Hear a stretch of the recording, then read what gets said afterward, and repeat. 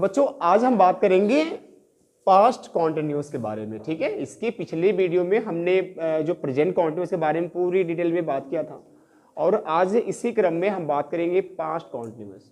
मेरी बात समझना, आपको लगता होगा कि बड़ा आसान टेंस है, लेकिन नहीं, आपकी बस सोच है, ये बड़ा डाउटफुल टेंस है। अभी बहुत सारे जो भी आपके पास डाउट है वो सारे क्या होंगे, डाउट हमारे क्लियर हो जाएंगे, ठीक है। अब देखो, सबसे पहला डाउट क्या होता है कि कैसे हम पहचानेंगे कि ये हमारा पास्ट कॉन्टिन्यूअस टेंस का सेंटेंस है। ये सबसे बड़ी इंपॉर्टेंट चीज होती है। तो आज मैं आपका पूरा डाउट क्लियर कर दूंगा कि ऐसे कौन से वाक्य हैं जो पास्ट कॉन्टिन्यूअस के हिस्सा होंगे, ठीक है। उससे पहले एक चीज, बहुत इंपॉर्टेंट चीज हम समझेंगे कि कैसे निर्धारित करेंगे कि इसका मतलब क्या हुआ। यहां पे लिखा हुआ पास्ट कॉन्टिन्यूअस टेंस, मैं आपको बता दूं कि जो पहला पार्ट है, जो सेकेंड पार्ट है, ये हमें बताएंगे समय, यानी कि बताएंगे टाइम, बताएंगे क्या, बताएंगे टाइम। याद कर लोगे इसको। पहला जो हमारी करेंगे पास्ट टेंस, ये हमें समय बताएगा। मैंने कहा कि आपको रट्टू तोता बनना नहीं है, आप बस इसके मतलब को समझ के इसकी पहचान को समझ सकते हो। बड़ा आसान है ये टेंस, टेंस जितना आसान कुछ भी नहीं है, लेकिन समझने का प्रयास करोगे तब। तो मैंने कहा कि जो ये पास्ट टेंस का मतलब क्या हुआ, समय बताना। समय किसकी बात हो रही है, पास्ट की। You know about past, past मतलब भूतकाल, भूतकाल यानी जो काम पहले हो चुका है, क्लियर। लेकिन जो बीच वाला है, बीच वाला, अब देखो ये present tense, past tense, future tense, इसको टेंस बोलते हैं। लेकिन जो बीच में होता है, जैसे हो गया indefinite, continuous, perfect, perfect continuous, उसको सब टेंस बोलते हैं। तो टेंस क्या करेगा, समय बताएगा। लेकिन जो सब टेंस है, जो आपको बिल्कुल बीच में दिख रहा है, ये बताएगा क्या, एक्टिविटी के बारे में, यानी कि एक्टिविटी की अवस्था। ये मेरी थोड़ा सा डिटेल में समझना मैं क्या बोल रहा हूं। अवस्था मतलब क्या हुआ, आप मेरी बात समझना। यही हमारी मेन टर्निंग पॉइंट है, और इस टर्निंग पॉइंट को समझकर आप बिल्कुल आसानी से किसी भी टेंस का पहचान समझ सकते हो। ये कॉन्टिन्यूअस का मतलब क्या हुआ, पहले ये समझो। कॉन्टिन्यूअस का मतलब होता है जारी रहना, जारी होना, यानी कि ये एक्टिविटी जो हो रही है, जो क्रिया हो रहा है, उसकी क्या बताएगा, अवस्था। अवस्था हमारे तीन होते हैं, क्रिया जारी है कि नहीं जारी है, सॉरी, क्रिया प्रारंभ है कि नहीं है, क्रिया जारी है कि नहीं है, और क्रिया कब अंत होगा। तो ये तीन अवस्थाएं होती हैं, क्रिया का प्रारंभ होना, क्रिया का जारी होना, और क्रिया का अंत होना। तो इन तीनों को डिसाइड से मतलब हम ये पता कर सकते हैं कि वो क्या है, हमारा इंडेफिनिट है कि कॉन्टिन्यूअस है कि परफेक्ट है कि परफेक्ट कॉन्टिन्यूअस है। सीधे अगर हम बात करें कि एक्टिविटी की अवस्था को समझकर हम ये डिसाइड कर सकते हैं कि वो कौन सा सब टेंस है, मतलब वो इंडेफिनिट है कि वो कॉन्टिन्यूअस है कि वो परफेक्ट है कि वो परफेक्ट कॉन्टिन्यूअस है। अब मेरी बात समझना। तो यहां क्या बात हो रही है, जारी होने का। क्या बात हो रही है, जारी होने का। और जारी का मतलब क्या हुआ, कॉन्टिन्यूअस। यानी कि आप समझदार हो तो इसका मतलब क्या हुआ कि पास्ट टेंस को हमने बचपन से पढ़ा, क्या हमने जाना था कि वह सेंटेंस जिसके लास्ट में था हो, थी हो, थे हो, ये किसकी पहचान है, पास्ट टेंस का। लेकिन इसमें क्या जुड़ गया, कॉन्टिन्यूअस। अब कॉन्टिन्यूअस मतलब कि जो एक्टिविटी होंगी वाक्य का, वो जारी होंगी। क्या होंगी, वो जारी।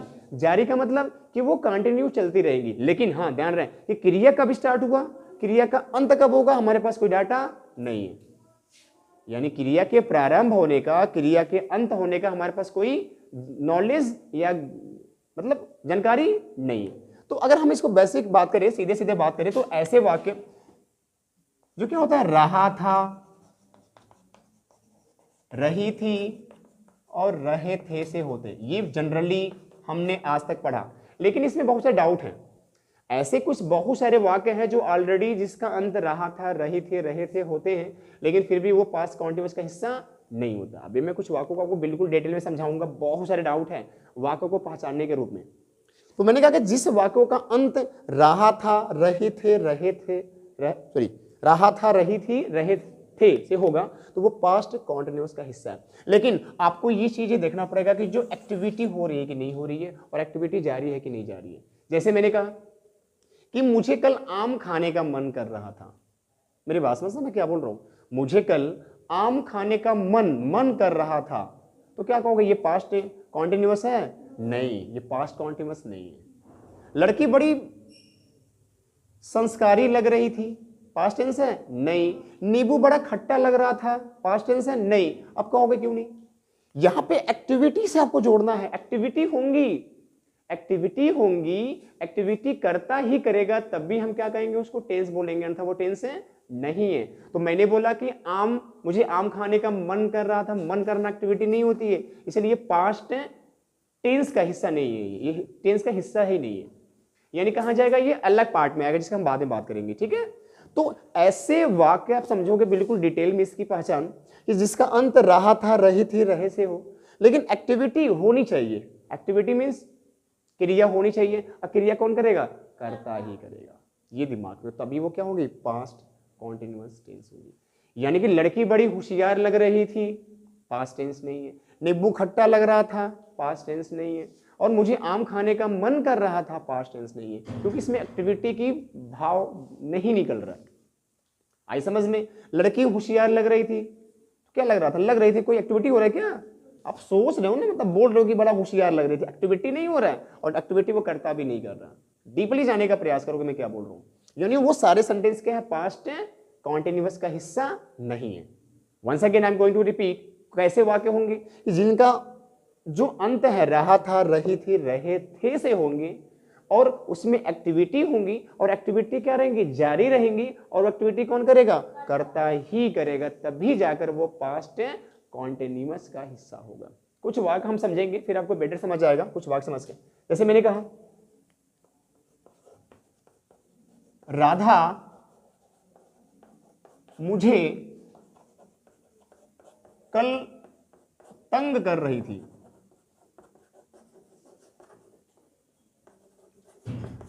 तो राधा कौन हमारी करता है, मुझे भाई मैं ऑब्जेक्ट हूं, कल भाई दो अदर वर्ड में। अब तंग करना क्या होता है, हमारा क्रिया होता है ना।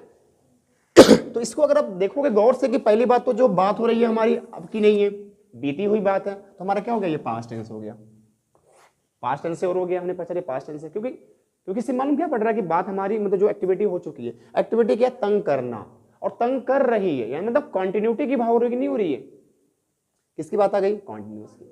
अब ये क्लियर करेंगे कि जो एक्टिविटी हो रही है वो करता कर रहा है कि नहीं कर रहा है, तो कौन कर रहा है, राधा ही कर रही है। तो इससे क्या शुरू हो गया कि ये क्या है, ये पास्ट कॉन्टिन्यूअस का हिस्सा है। क्लियर है, पक्का। चलो अगले हमारे टॉपिक क्या रहेंगे कि हम ऐसे वाक्य को ट्रांसलेट कैसे करेंगे, ऐसे वाक्य को हम ट्रांसलेट कैसे करेंगे, समझना, ठीक है। अब देखिए, तो ट्रांसलेट करने के लिए आपको मैंने बार बार कहा कि दो चीज का हमको रिक्वायरमेंट होता है। I mean we need two things to translate any sentences. First is called helping verb and second is called main verb. आपके पास अगर helping verb की जानकारी बढ़िया है, main verb की जानकारी बढ़िया है, तो आप कोई भी सेंटेंस बिल्कुल इजीली ट्रांसलेट कर सकते हो। तो हम बात करेंगे कैसे कैसे इसकी स्ट्रक्चर होंगी, क्या क्या चीजें हमें करना है, क्या क्या चीजें नहीं करना। तो पहले हम बात करेंगे इसके स्ट्रक्चर की, क्या हो जाएंगे हमारी।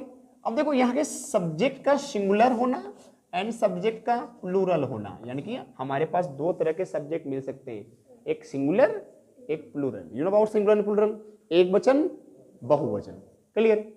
और यहाँ पे हमें वाज या वर का इस्तेमाल करना पड़ता है, यानी कि कर्ता अगर हमारी सिंगुलर है तो वाज का इस्तेमाल करेंगे, कर्ता हमारी क्या है प्लूरल है तो वर का इस्तेमाल करेंगे, और साथ में क्रिया की फर्स्ट फॉर्म का इस्तेमाल करके उसमें आईएनजी भी क्या करेंगे हम लोग जोड़ेंगे, ऐड करेंगे। क्लियर से हो रहे हैं। आफ्टर दैट हमें क्या लिखना, ऑब्जेक्ट्स। ऑब्जेक्ट्स दो हो सकता है या एक हो सकता है या नहीं भी हो सकता है, लेकिन यहां तक सब होंगे, यहां तक। ये होगा नहीं होगा वो आपके वाक्य पे डिपेंड करता है, होगा तो करेंगे नहीं तो आगे बढ़ जाएंगे। लास्ट हमारी क्या होंगी, अदर वर्ड्स, और लास्ट में करेंगे फुल स्टॉप। तो यही आपकी पूरी फाइनल क्या आपका स्ट्रक्चर है, और इसी स्ट्रक्चर के बदौलत हमें सेंटेंस को ट्रांसलेट करना बड़ा आसानी से, ठीक है। मेरी बात को समझने का प्रयास करेंगे, एग्जाम्पल समझेंगे, ठीक है बच्चों। तो अभी हम एग्जाम्पल समझेंगे अफर्मेटिव सेंटेंस का, मेरी बातों को बिल्कुल ध्यान समझने का प्रयास करेंगे, ठीक है। स्ट्रक्चर एक बार फिर समझेंगे कि सब्जेक्ट का सिंगुलर होना, सब्जेक्ट का क्या होना, प्लूरल होना। तो अगर सब्जेक्ट हमारी क्या है सिंगुलर है तो वहां पे हम वाज का इस्तेमाल करेंगे, और अगर हमारी सब्जेक्ट क्या है प्लूरल है तो वहां पे हम वर्ब का इस्तेमाल करेंगे। क्रिया की फर्स्ट फॉर्म लगाएंगे, उसमें आईएनजी जोड़ेंगे और ऑब्जेक्ट का इस्तेमाल करेंगे, और लास्ट में अदर वर्ड लिखकर फुल स्टॉप का प्रयोग करेंगे, ठीक है। वाक्य आपके बिल्कुल सामने है, इसको समझने का प्रयास करेंगे। राधा पत्र लिख रही थी, राधा पत्र लिख रही थी। तो पत्र कौन लिख रहा था? मैंने आपको बार बार कहा कि अगर किसी भी वाक्य से आपको कर्ता ढूंढना है, सब्जेक्ट ढूंढना है, तो क्या करेंगे, उस वाक्य में आप कौन लगा के प्रश्न पूछेंगे और जो आपको उत्तर मिलेगा वो क्या होगा, आपका कर्ता होगा। जैसे राधा पत्र लिख रही थी, पत्र कौन लिख रही थी? राधा। ठीक है, तो राधा एक नाम है और क्या मालूम पड़ रहा है कि ये सिंगुलर है, तो इसलिए हम वास का इस्तेमाल करेंगे। क्लियर हो गया? ठीक है। अब अगर क्रिया लिखो तो लिखने का क्या होता है हमारा? राइट, यानी WRITE। इसमें कह रहा ING जोड़ो, तो हम ई को हटाएंगे। मैंने आपको बताया भी था कि ING हम जोड़ेंगे कैसे। ठीक है, क्या हो गया? राइटिंग। अब क्या लिख रही है? ऑब्जेक्ट, तो पत्र, लेटर। ठीक है, ऐसे हो गया। अगर राधा वाज राइटिंग लेटर। ठीक है, सभी बच्चे स्कूल पर शोर मचा रहे थे। कौन मचा रहे थे?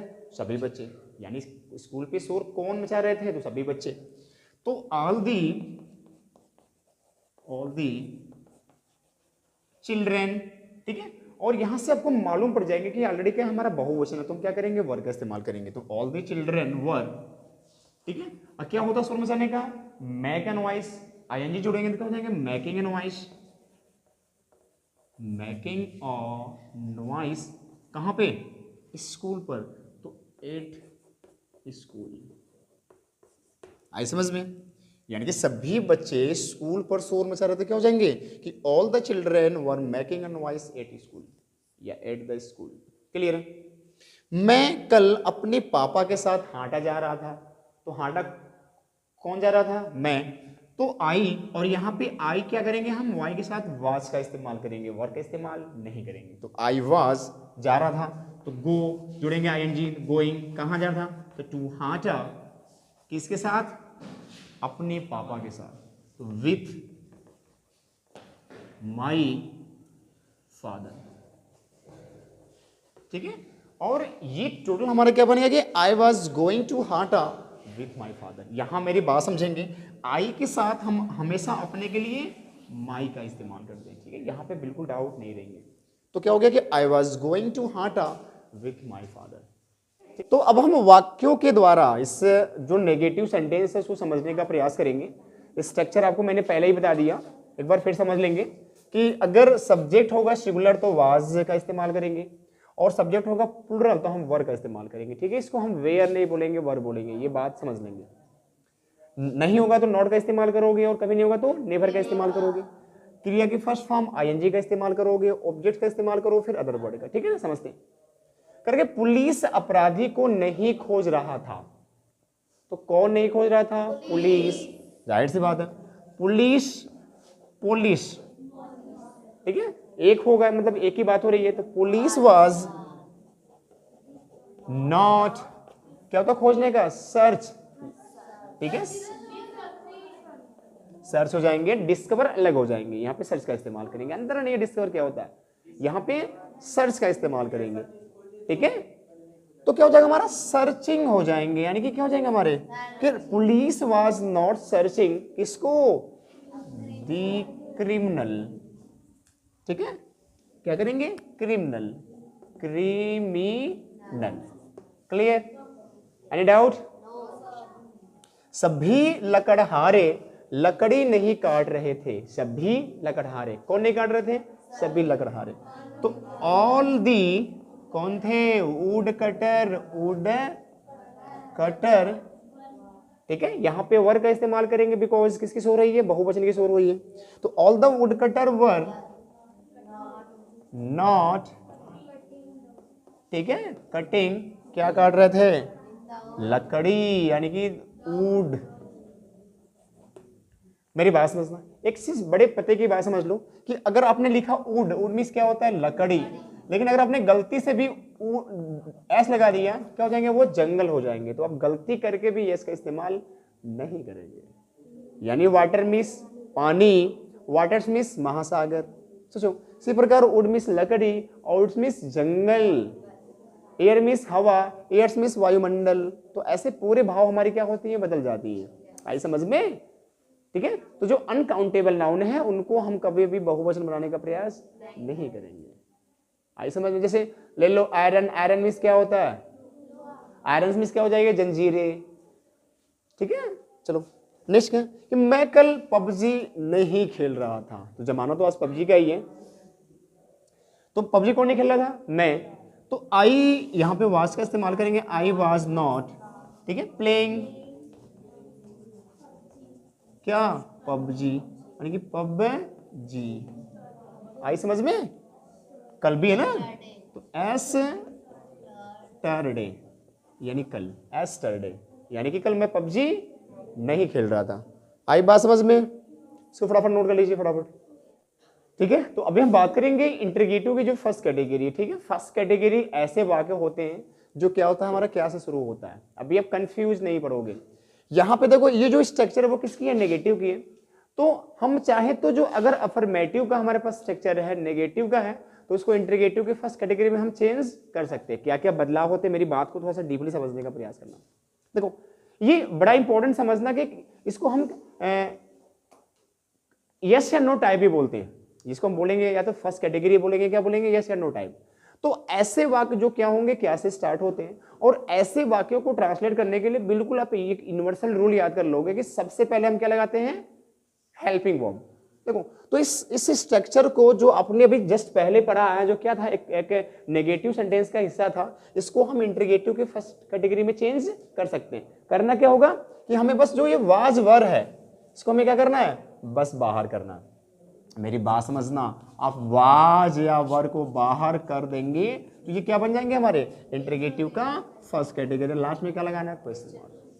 अगर नहीं है तो आप कहां लगाओगे? कर्ता के बाद ही लगाओगे। और ये भी एक यूनिवर्सल रूल समझ लोगे कि अगर इंट्रोगेटिव सेंटेंस में भी नहीं है तो नॉट या नेवर का इस्तेमाल कहां करेंगे? कर्ता के बाद ही करेंगे। मतलब कोई भी परिवर्तन नहीं होंगे, सिवाय केवल हमारा जो हेल्पिंग वर्ब है वो कहां जाएगा? बाहर।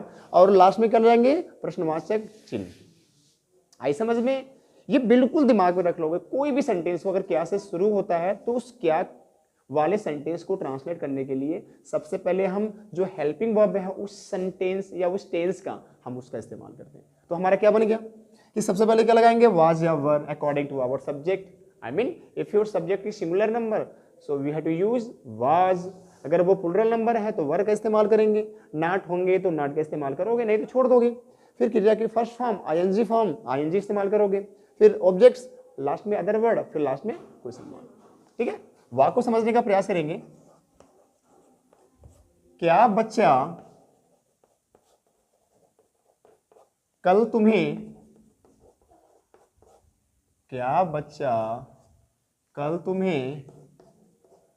चिढ़ा रहा था, है कि नहीं है? तो इसको करते हैं करके, क्या बच्चा कल तुम्हें चिढ़ा रहा था। तो यहां स्टार्टिंग क्या हो रही है हमारी? क्या से। तो तुरंत समझ जाओगे क्या ये इंट्रोगेटिव की फर्स्ट कैटेगरी। इसको फर्स्ट कैटेगरी भी बोलते हैं या यस या नो टाइप भी वाला बोलते हैं। ठीक है, तो यहाँ पे मैंने कहा कि सबसे पहले ऐसे वाक्यों को ट्रांसलेट करने के लिए सबसे पहले किसको फाइंड करोगे? सब्जेक्ट को। तो क्या बच्चा कल तुम्हें चिढ़ा रहा था, तुम्हें कल कौन चिढ़ा रहा था? बच्चा। ये हमारी क्या है? सब्जेक्ट है। और इसको हमने देखा तो ये पाया कि ये सिंगुलर है, तो हम क्या इस्तेमाल करेंगे? वाज पहले। फिर क्या कर रहा है कि सब्जेक्ट, वाज द चाइल्ड, है कि नहीं है? बाकी आ जाएंगे क्रिया पे। क्या होता है? टीज, तो TES, ई होता है, ये हटा देंगे क्योंकि आईएनजी ऐड करनी है। तो टीजिंग किसको? यू। कब? कल, एस्टरडे। लास्ट में क्या लगाएंगे? Question mark. क्लियर है ये? नेक्स्ट, क्या सभी लोग ठीक है घर पर कुछ कर रहे थे। ये बड़ा जनरल वाक्य है। ऐसे सेंटेंस को अभी स्टार्टिंग में हो, अभी आप लर्नर हो, तो अब बस अभी छोटे छोटे वाक्यों को करने का प्रयास करोगे। क्या बोल रहे हैं कि क्या सभी लोग घर पर कुछ कर रहे थे। तो घर पे कौन कुछ कर रहे थे? कुछ लोग ना मतलब सभी लोग। ये हमारी क्या हो गया? हमारा कर्ता हो गया। और ये क्या हमारा? प्लूरल है, यानी कि बहुवचन। तो क्या इस्तेमाल करेंगे? Were all the people. इसको पढ़ेंगे people, not people, people. All the people. Do में जोड़ेंगे आईएनजी, डूइंग। क्या कर रहे थे? समथिंग। कहां पर? एट होम, देयर होम नहीं क्योंकि इसमें अपना नहीं है, एट होम। और क्या लगाएंगे लास्ट में, क्वेश्चन मार्क। हाई समझ में, ठीक है। लास्ट सेंटेंस हम समझेंगे कि क्या मैं कल बताइए क्या करें इसको, क्या मैं कल चलो कोई बात नहीं, खाने बनाओ, खाना, चलो हाँ नहीं कर लो, नहीं बना रहा था, क्या मैं कल खाना नहीं बना रहा था। तो इसको बोलते हैं इंट्रोनेगेटिव सेंटेंस। मतलब जब इंटरगेटिव में नॉट आ गया उसे क्या बोलेंगे, इंट्रोनेगेटिव। और ये यूनिवर्सल रूल याद कर लोगे कि नॉट का या नेवर का इस्तेमाल कब करेंगे, कर्ता के बाद ही करेंगे। क्लियर हो गया, करते। यहां पे कौन करता है, मैं हूं, तो मैं किस में आएगा, ये सिंगुलर में, तो वाज आई नॉट, ठीक है, कुकिंग फूड, कब, कल, आई मीन एस्टरडे। कोई दिक्कत, कोई डाउट, आसान है कि नहीं है, तो फटाफट इसको नोट कर लीजिए। और अभी लास्ट हम बात करेंगे इंटरगेटिव की सेकंड कैटेगरी के बारे में। तो अभी हम बात करेंगे इंटरगेटिव की सेकंड कैटेगरी। पहले आप बिल्कुल रिलैक्स होकर समझ लो क्या होता है। सेकंड कैटेगरी को हम बोलते हैं क्वेश्चन वर्ड टाइप भी बोलते हैं, यानी कि ऐसे वाक्य जिनमें, यानी कि जिनके बीच में क्या होंगे, प्रश्नवाचक शब्द होंगे। ये प्रश्नवाचक शब्द क्या होता है कि जिनसे हम प्रश्न को पूछते हैं, जैसे क्या, कब, कैसे, किसके साथ, किसके लिए, कहाँ, ठीक है, कब। ये अगर बीच में है तो उसको हम बोलेंगे सेकेंड कैटेगरी, लेकिन अगर क्या पहले है उसको बोलेंगे फर्स्ट कैटेगरी, ठीक है, ये समझना। तो यहाँ पे बड़ा लोचा नहीं है, बड़ा आसान है। ऐसे वाक्य को ट्रांसलेट करने के लिए सबसे पहले क्या लगाएंगे हम, क्वेश्चन वर्ड, यानी कि जो प्रश्न पूछ रहा है उनको हम सबसे पहले क्या करेंगे, लिखेंगे। जैसे पहले क्या लिखेंगे, क्वेश्चन वर्ड, यानी वाक्य का क्या लिखेंगे, सबसे पहले क्वेश्चन वर्ड। फिर वाज या वर लगाएंगे, किसके अकॉर्डिंग, कर्ता के, कर्ता सिंगुलर तो वाज लगाएंगे, कर्ता प्लुरल तो वर लगाएंगे। फिर नॉट होंगी तो लगाएंगे, नहीं तो फिर आगे बढ़ जाएंगे। नॉट या नेवर होंगे तो लगाएंगे, आगे बढ़ जाएंगे। फिर क्रिया के फर्स्ट फॉर्म आईएनजी फॉर्म लगाना है। ऑब्जेक्ट्स होंगे तो लगाएंगे, आगे बढ़ जाएंगे, नहीं होंगे तो लास्ट में अदर वर्ड और क्वेश्चन मार्क लगाना आपको भूलना नहीं है, ये बड़ा जरूरी होता है, ठीक है। अब देखो कुछ नीचे वाक्य मैंने दिया हुआ करके, किसान फसल क्यों काट रहा था, किसान फसल क्यों काट रहा था, तुम्हें कल रास्ते में कौन डांट रहा था, राधा किसके साथ खाना खा रही थी, और तुम्हारे पापा किसके लिए कपड़े खरीद रही थी। ये सेंटेंस दोनों बड़ा इंपॉर्टेंट है, नीचे वाले सेंटेंस इसको समझने का प्रयास करना। तो कह रहा कि किसान फसल क्यों काट रहा था, पहली बात इसमें करता कौन है, किसान। तो द फार्मर, सॉरी हाँ ये इंटरगेटिव की सेंटेंस है ना, तो यहाँ पे कह रहा है क्यों, तो क्यों का मतलब क्या लगाएंगे, वाई। आप स्ट्रक्चर देखोगे यहाँ पे पहले क्या कर रहा है, क्वेश्चन वर्ड, तो वाई, तो हमारा करता क्या है, किसान, तो वाज लगाएंगे, तो वाई वाज द फार्मर, ठीक है। मेरी बात समझना, अगर कट का इस्तेमाल तो हम नहीं करेंगे, कट का इस्तेमाल करेंगे तो हमें क्रॉप इस्तेमाल करना पड़ेगा। एक वर्ड है हार्वेस्ट, मींस क्या होता है, फसल काटना, दोनों एक ही मिल जाएंगे। हार्वेस्ट मींस क्या होता है, फसल काटना। तो why was the farmer harvesting, बस बात खत्म, यहां पे आगे आप कुछ नहीं करोगे। हार्वेस्टिंग ऐसा वर्ड है जिसमें फसल काटना हो जाएंगे, दोनों इंक्लूड हो जाएंगे, ठीक है ना। ये कोई दिक्कत किसी को क्या, तुम्हें कल रास्ते में कौन डांट रहा था, कौन मतलब ये क्वेश्चन वर्ड है, इसको लिखेंगे पहले, तो हु वाज, कब डांटेगा, स्कोल्डिंग, तो स्कोल्डिंग आईएनजी फॉर्म लगाओगे, यू तुम्हें, कब, कल, आई मीन एस्टरडे,